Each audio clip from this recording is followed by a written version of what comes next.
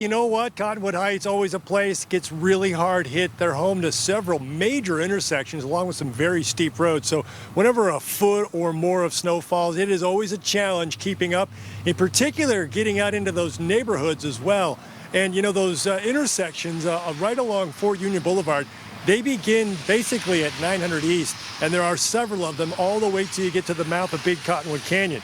And city officials say, look, we need to get those main arterial roads, we concentrate on those, we get those clears first, then we get into the side streets and the neighborhoods.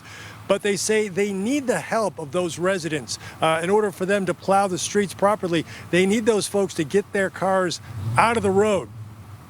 As soon as we get these main roads clear, we'll move into the neighborhoods, and then our officers will have to tow cars. If cars are parked on the street, we got to get the streets clear for people. I mean, we get nonstop calls and emails from people wanting their streets clear. We just need those cars off the road. So when it comes to the mouth of Big Cottonwood Canyon, Cottonwood Heights city officials also working pretty much always with Unified Police and UDOT crews on traffic control and clearing snow. Now, a big help today, according to city officials, was that the Canyon School District, they made this a distance learning day.